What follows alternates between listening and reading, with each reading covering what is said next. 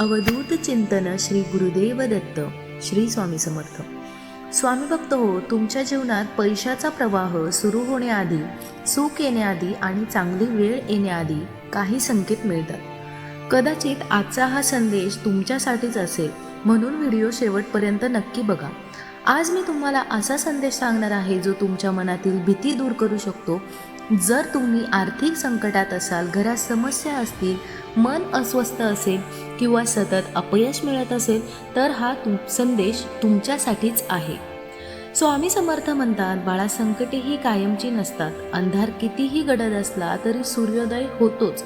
आज अनेक लोक पैशासाठी धावत आहेत, दिवस रात्र मेहनत करत आहेत, पण अपेक्षित असं यश मिळत नाही.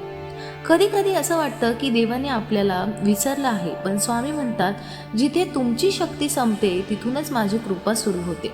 प्रयत्न करत राहा. आज नाहीतर उद्या, उद्या नाहीतर परवा तुमच्या मेहनतीचं फळ तुम्हाला नक्की मिळणार आहे. स्वामी भक्तांनो, आर्थिक अडचण ही फक्त पैशाची नसते, ती मनाचीही असते. जेव्हा खिशात पैसे नसतात तेव्हा माणूस स्वतःवरच शंका घेऊ लागतो. पण स्वामी सांगतात, गरिबी ही कायमची नसते, पण हार मानण्याची सवय कायमची बनू शकते. म्हणून परिस्थितीला दोष देऊ नका, तुमच्या स्वप्नांवर विश्वास ठेवा. एक क्षण डोळे बंद करा, स्वामींचे तेजस्वी रूप डोळ्यांसमोर आणा आणि मनात म्हणा, श्री स्वामी समर्थ.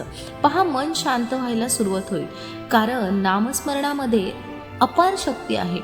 स्वामींचा पहिला संदेश आहे, भीती सोडा. भीतीमुळे अनेक संधी हातातून निघून जातात. दुसरा संदेश, स्वतःवर विश्वास ठेवा.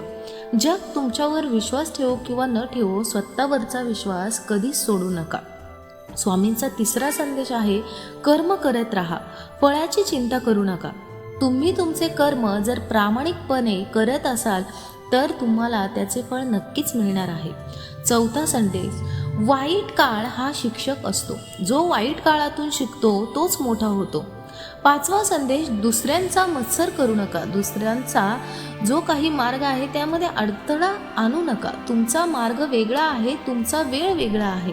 सहावा संदेश, प्रत्येक दिवस नवीन संधी घेऊन येतो. काल वाईट गेला म्हणून आजही वाईट जाईल असं नाही.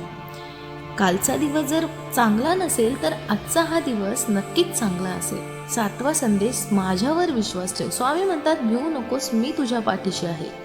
स्वामी भक्तांनो, आता जाणून घेऊया चांगली वेळ येण्याचे काही संकेत.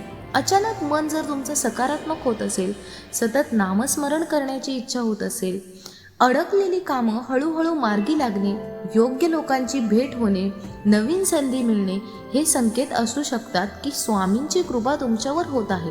पण लक्षात ठेवा, कृपा मिळण्यासाठी श्रद्धा आवश्यक आहे. फक्त इच्छा करून काही होत नाही. प्रयत्न आणि प्रार्थना दोन्ही आवश्यक आहे. आजपासून एक संकल्प करा, दररोज 108 वेळा श्री स्वामी समर्थ या मंत्राचा जप करा. फक्त 21 दिवस करून पहा, मनातील बदल तुम्हालाच जाणवेल.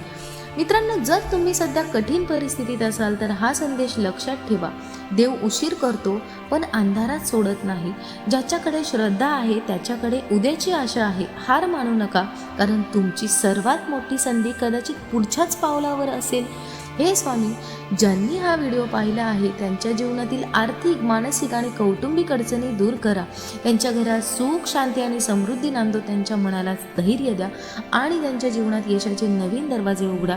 जय जय रघुवीर समर्थ.